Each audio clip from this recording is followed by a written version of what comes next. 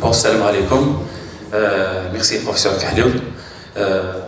Tout d'abord, je tiens également à remercier nos partenaires et collègues de l'Université de Guelma de nous avoir invités afin de participer à cette journée de dissémination du projet Digitac. Concernant la présentation, dans cette partie, nous allons voir les principes de base de l'approche de management de la qualité par une approche processus sur laquelle on s'est basé pour le développement de la plateforme Digitac. Bon, comme il vient d'être présenté par mes collègues, le professeur Memcha et le professeur Khaldi et le professeur Kahloul, la finalité du projet Digitac, je parle de la finalité tangible, c'est un ensemble de livrables, mais aussi, réellement, on va développer une plateforme web.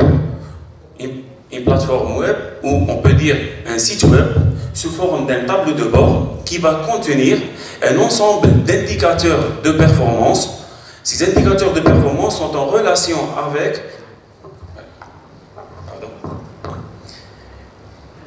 on va développer la plateforme Digitac, qui est un site web sous forme d'un tableau de bord qui va contenir un ensemble d'indicateurs de performance en relation avec les activités effectuées au sein des établissements de l'enseignement supérieur.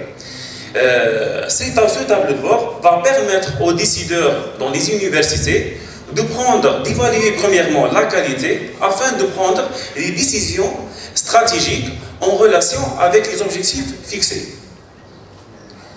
Le développement d'une telle plateforme, afin de développer plutôt une telle plateforme, nous devions plutôt développer tout un système d'information basé sur ce qu'on appelle une approche processus. Donc, c'est quoi cette approche processus ou c'est quoi, premièrement, un processus? Un processus est défini comme suit. Déjà, avant de parler de l'approche processus et sa définition, je reviens un peu sur les statistiques qui ont été collectées à partir de questionnaires envoyés aux universités algériennes concernant la connaissance de l'approche processus ou la cartographie plutôt de processus dans les universités, par les décideurs des universités. Et nous avons reçu une réponse qui est négative à 100%. Donc, ce qui veut dire qu'il n'y a aucune connaissance sur l'approche processus à adopter dans une organisation. Donc, c'est quoi un processus? Pour commencer, c'est quoi un processus? Un processus est défini comme suit. Un processus, c'est un modèle qui permet d'ordonner d'une manière simple, explicite et lisible l'ensemble des activités qui permettent d'atteindre un objectif souhaité. Là, pour comprendre la relation entre un processus et les activités, on pourra par exemple donner un exemple sur le processus de l'organisation des soutenances des étudiants de master ou licence par exemple. Ce processus, il commence par, premièrement, un premier événement qui est le dépôt de mémoire ainsi que l'autorisation de soutenance au niveau de la scolarité. Ensuite vient la première activité. La première activité, c'est l'étude de dossier au niveau de la scolarité. Ensuite, après une étude de dossier, le travail va être affecté plutôt aux instances scientifiques concernées afin d'élaborer ou de choisir quels sont les membres du jury qui peuvent faire partie des évaluateurs de cette soutenance. Une fois les membres du jury affectés, là, cette décision va être envoyée aux responsables de spécialité et les filières, pour la dernière activité, qui est l'organisation ou la planification de la soutenance. Là, comme vous l'avez vu, comme je viens de l'expliquer, tout ce processus d'organisation, il passe par un ensemble d'activités reliées d'une manière séquentielle et logique. Donc maintenant, on a parlé de processus, maintenant c'est quoi le management de la qualité par une approche processus? Avant de voir c'est quoi le management de la qualité par une approche processus, tout d'abord c'est quoi la qualité? La qualité, comme elle a été définie dans la ISO 9001, elle est définie comme suit. La qualité est l'ensemble des propriétés et caractéristiques d'un produit ou d'un service qui doivent être satisfaites, qui doivent être plutôt respectées afin de satisfaire les besoins d'un client. واش معناتها؟ هنا لا كاليتي هي مجموعه من الخصائص qui ont été mesurés à travers des indicateurs qui permettent de voir est-ce qu'un produit ou un service plutôt, il représente une qualité. Maintenant, comment assurer cette qualité? À partir de 1940, la qualité, elle a été assurée par un contrôle sur un produit final. C'est-à-dire, à la fin de réalisation d'un produit ou d'un service, il y a un contrôle. Entre parenthèses, c'est une mesure d'indicateur concernant les caractéristiques du produit afin d'évaluer est-ce que ce produit-là répond à la qualité ou pas. Malheureusement, avec l'évolution des systèmes de gestion des entreprises, l'évolution des entreprises ainsi que les exigences des clients, plusieurs de nouvelles approches ont été proposées. Parmi ces nouvelles approches, c'est l'approche processus pour le management de la qualité. L'idée de base, c'est quoi? C'est que l'idée de base stipule qu'au lieu d'effectuer un contrôle de qualité sur le produit final, non, on va effectuer un contrôle de qualité tout au long de réalisation du produit, c'est-à-dire tout au long du processus de réalisation. Principalement, cette idée ou cette approche est inspirée de la philosophie du corps humain. L'idée est quoi? Comme vous le savez, le corps humain est composé d'un écosystème composé d'un ensemble d'organes qui fonctionnent en collaboration. L'idée là, si tous les organes fonctionnent correctement, automatiquement on aura une personne ou un être humain en bonne santé. Bon, maintenant, comment adopter cette approche processus au sein d'un organisme ou au sein d'une organisation? Là, il y a un ensemble d'étapes à suivre afin d'utiliser ou adopter cette approche processus pour la gestion de la qualité. La première étape, c'est quoi? La première étape, c'est d'identifier l'ensemble des activités ainsi que les processus dans l'organisation ou dans l'institution ou dans l'entreprise. Après l'identification des processus ainsi que les activités qui les composent, là, qu'est-ce qu'on fait? On va représenter, en utilisant un formalisme, le fonctionnement ou la constituante de ce processus, ainsi que la relation interprocessus au sein de l'établissement. Et après cela, la prochaine étape, c'est d'identifier quels sont les indicateurs de performance qui nous permettent d'évaluer la qualité dans chaque activité qui constitue ce processus. Après l'identification des processus, on doit mentionner ou identifier aussi ce qu'on appelle les risques liés au fonctionnement de ces processus afin d'anticiper un potentiel dysfonctionnement. Une fois toutes ces étapes sont réalisées, on lance le processus et on commence notre tâche de pilotage qui est principalement basée sur la surveillance du fonctionnement du processus. Maintenant, par rapport au projet digital, comment nous avons adopté l'approche processus afin de réaliser le projet digital? Réellement, principalement, la première, comme je viens de l'expliquer, la première étape, c'est l'identification des processus ainsi que les activités qui composent ces processus-là. Pour cela, on s'est basé sur deux sources. La première source, c'est la cartographie à processus proposée dans la ISO 9001. Et la deuxième source, c'est le RNAQS qui a été présenté par le professeur Namcha. Déjà, pour commencer, pourquoi le RNAQS? Le RNAQS, il contient un ensemble de normes, ainsi que le RNAQS est un référentiel qui a été réalisé en Algérie, qui contient un ensemble d'épreuves qui permettent d'assurer la qualité au sein des universités algériennes. Et pourquoi la cartographie à processus présentée dans la ISO 9001? La ISO 9001, dans sa cartographie, ils ont proposé une classification de types de processus afin d'aider à la modélisation des cartographies spécifiques à chaque établissement. Dans la ISO 9001, comme vous le voyez ici, il y a trois catégories de processus. Il y a les processus de pilotage, ensuite il y a les processus de réalisation et il y a des processus support. Les processus de pilotage donnent des directives au processus de réalisation Et les processus de réalisation utilisent les ressources obtenues des processus support. Donc, comme vous le voyez dans la figure à droite ici, c'est la cartographie que nous avons proposée à partir de ces références. Comme vous le voyez là, elle a 3 classes. Les processus cette cartographie contient 3 principales classes. Dans le processus de pilotage, nous avons identifié les processus de pilotage de l'université. Et ces processus, en général, sont destinés à être déclenchés ou pilotés par les décideurs dans l'université, qui sont les recteurs, les vice-recteurs, etc. Il y a aussi les processus de pilotage des facultés et des départements, et ainsi de suite. Et ainsi que les processus de pilotage des laboratoires de recherche. Dans les processus de réalisation, nous avons identifié principalement 3 catégories. La première catégorie, c'est les processus qui permettent d'assurer la formation initiale des enseignants, des étudiants plutôt.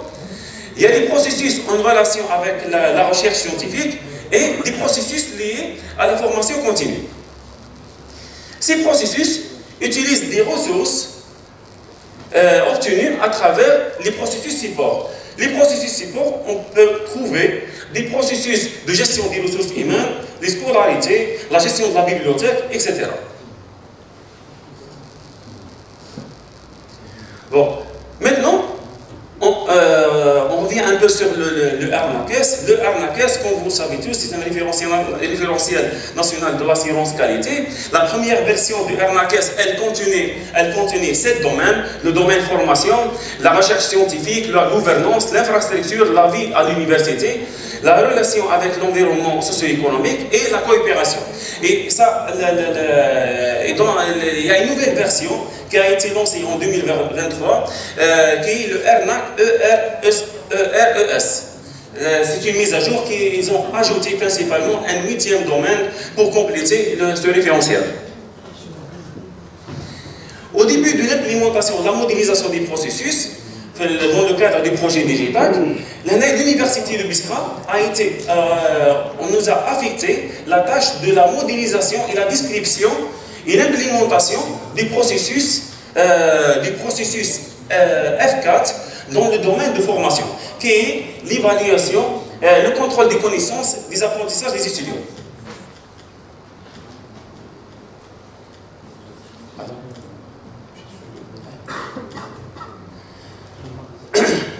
Comme vous le voyez, c'est le dossier, le drive digital, sur lequel il y a plusieurs ateliers.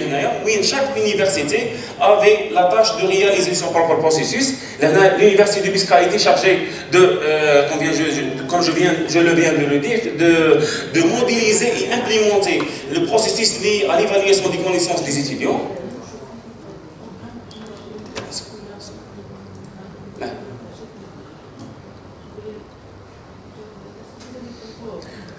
Bon, afin de décrire le processus, n'importe quel processus, qu'est-ce qu'on a fait? On a utilisé une plateforme sous forme de fichier Excel qui contient plusieurs volets.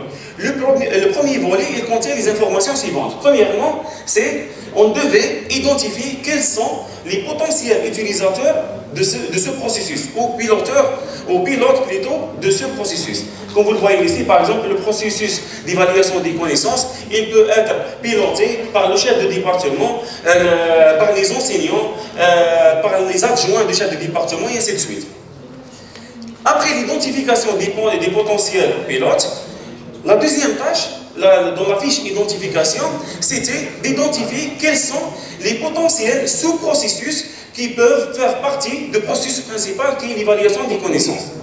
Ensuite, nous devions expliquer quels sont les autres processus en amont ou en aval par rapport au processus principal qui est l'évaluation des connaissances.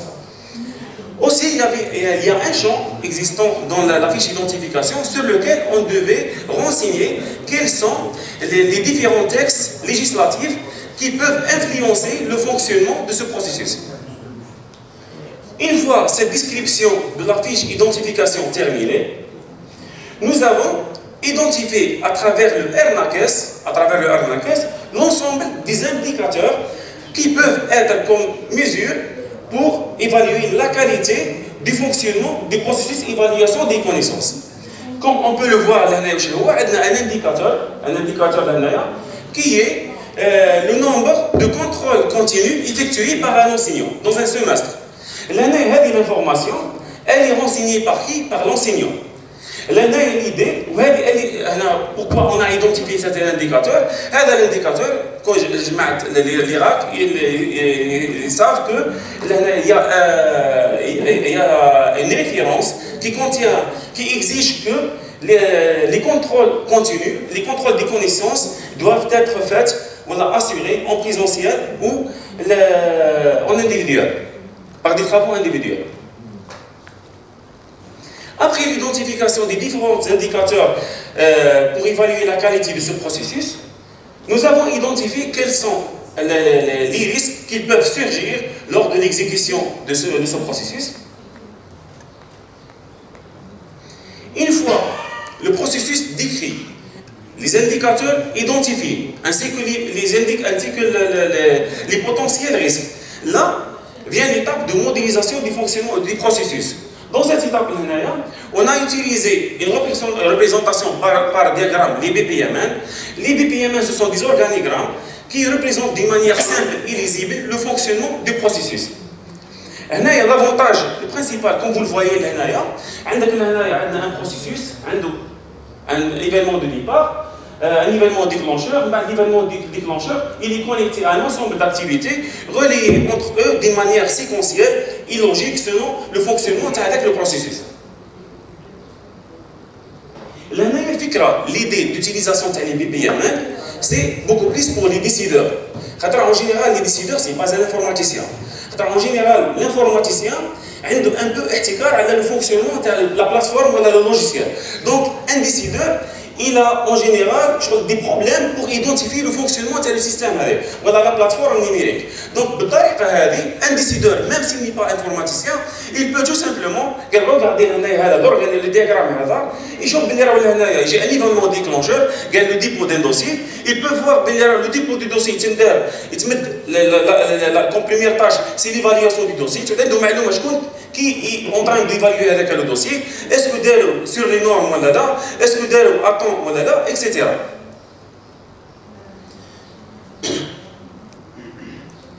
Aussi, il y a un autre avantage de l'utilisation de la plateforme, c'est que après la modélisation par le diagramme, la plateforme qu'on a utilisée pour modéliser les processus, a la possibilité de générer automatiquement un code. C'est-à-dire, je suis obligé de programmer from scratch la plateforme électrique. Tout simplement, tu modélises le fonctionnement du système.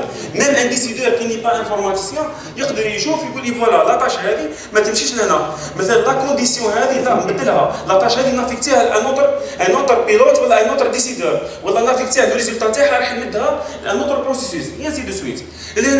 La modification elle est flexible. Automatiquement, tu cliques sur un bouton et la plateforme va automatiquement générer le code source ou la plateforme web de manière automatique.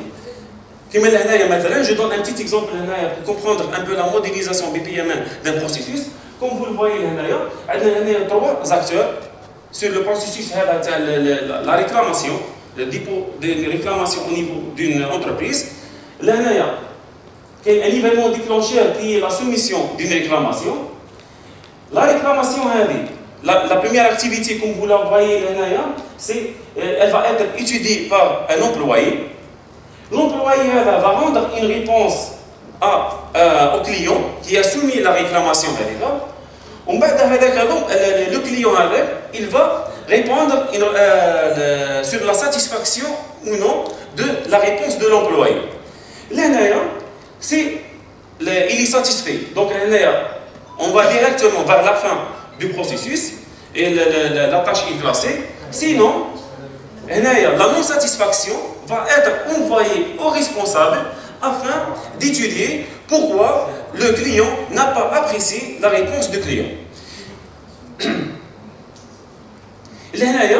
C'est un exemple de génération automatique. On a juste modélisé le fonctionnement du processus. Comme vous le voyez, le code ou la plateforme a été directement généré sans développement préalable. لهنا كيما راكم شايفين هنا مع الجينيري لا بلاتفورم شنو كاين تعطيك دي زون هنايا sur laquelle plutôt وين هذاك لو كليون il peut écrire sa réclamation لهنايا et l'envoyer à l'employé afin de répondre à sa réclamation.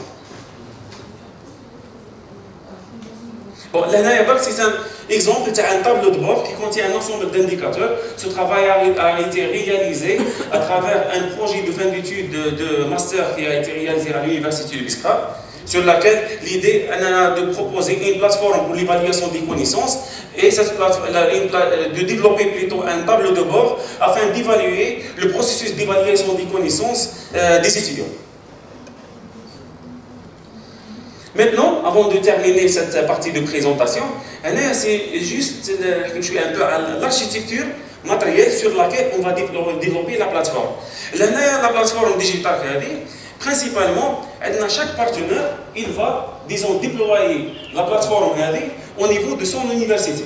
Chaque université a des serveurs sur lesquels il déployer la plateforme digitale et lancer les processus.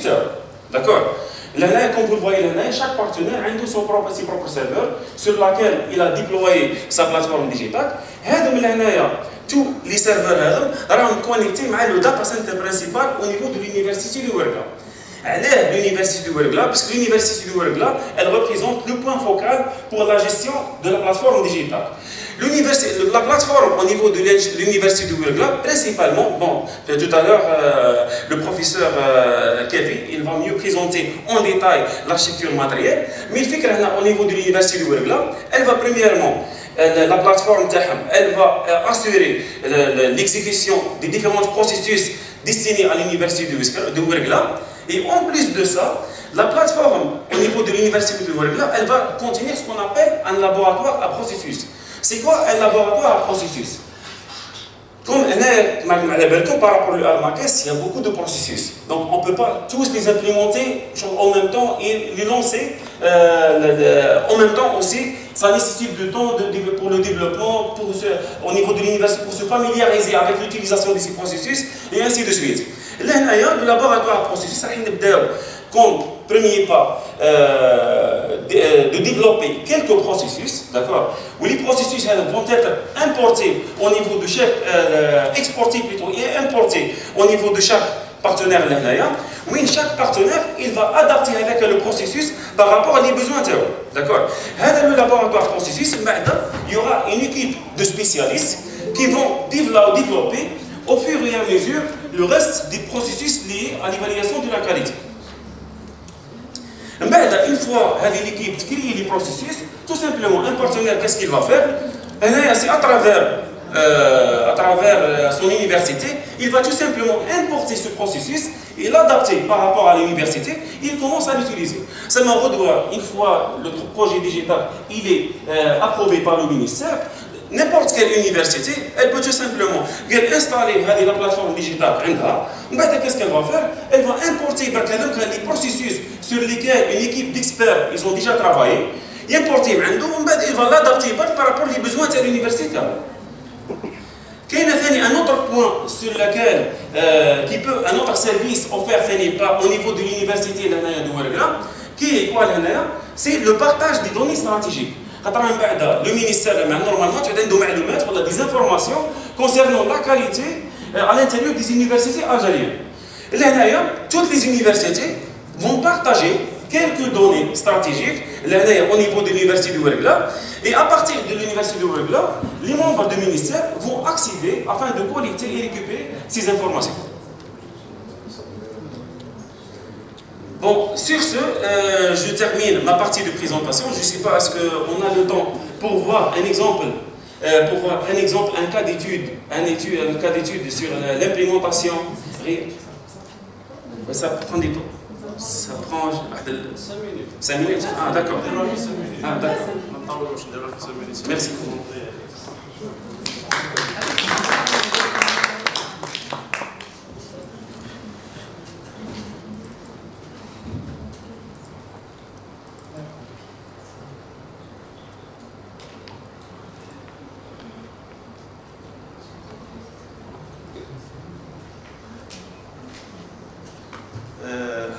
Bonjour, une deuxième fois. En effet, ici, c'est un cas d'étude complet que nous avions réalisé à l'université de Biska. Et normalement, c'était une forme de cours qui serait présentée dans la formation de Lisbonne, pour les personnes qui étaient à Lisbonne. Donc malheureusement, nous n'étions pas présents, donc c'est l'occasion de la montrer aujourd'hui dans l'activité de dissémination. Donc ici, il s'agit de la réalisation d'un système qui assure la qualité dans le processus d'évaluation de connaissances des étudiants, avec l'approche processus. Donc l'avantage de cette partie-là de l'exposé, c'est de montrer comment démarrer de zéro, il n'existe rien, faire les analyses nécessaires, ensuite adopter l'approche processus dans la modélisation, jusqu'à arriver à l'implémentation de la plateforme et avoir des tableaux de bord pour les décideurs. Donc c'est ça l'avantage de cette partie-là. Et en effet, ce n'est pas facile parce que ça prend beaucoup de temps, c'est presque une année de travail par des étudiants de licence, 3 étudiants, et qui étaient les meilleurs étudiants dans leur promotion, donc oui, des informaticiens, et qui étaient encadrés par 3 enseignants. Donc c'est pour cette raison, c'est seulement pour vous dire que ce n'est pas aisé d'implémenter tout ça. Donc rapidement, donc, je vais directement passer à la phase analyse. Et c'est ça, les acteurs, il y a les étudiants, il y a les enseignants, et il y a le département d'informatique. Chaque acteur a ses activités, et ici c'est la description, ça c'est la phase d'analyse. Après cette phase d'analyse, on commence directement à la modélisation des processus. Ça c'est le premier processus, c'est la préparation de l'examen. Le deuxième processus, et c'est là un peu de trucs techniques qui sont liés à la programmation, toujours la programmation, l'interface, ça c'est le planning ou bien l'emploi du temps des examens. Ça c'est toujours dans le planning, et donc c'est le passage de l'examen par les étudiants, le processus et sa modélisation. Et c'est la correction de l'examen, le processus correction. Et c'est le processus de recours qui sont envoyés par les étudiants, la modélisation et sa modélisation. Ça c'est l'organisation, par exemple dans le cas de Bonetasoft qui est utilisé pour le développement. Ça c'est les enseignants, les étudiants, dans le département, par exemple, d'informatique. Ça, c'est le dernier ou bien, résultat qui est un scénario d'usage. Donc, ici, c'est le login page, l'accès, on entre ici. Ça, c'est la plateforme qui est réalisée. Donc, c'est une plateforme qui est directement générée à partir des spécifications BPMN. Et c'est toujours comment utiliser. La plateforme, donc, elle sera accessible par les étudiants, par les enseignants et par l'administration du département. Ça, c'est l'usage de la plateforme. Et jusqu'à la fin, où nous aurions des dashboards. Par exemple, le nombre de personnes qui n'ont pas passé l'examen, le nombre de personnes qui ont eu au-dessous ou bien au-dessus de la moyenne, le nombre de recours traités, et tout ça, normalement, seront affichés dans un dashboard ou bien dans un tableau de bord au niveau du chef de département, au niveau aussi de l'adjoint chargé de la pédagogie. Donc ça, c'était seulement un cas d'étude complet normalement pour montrer l'usage de l'approche processus. Et merci.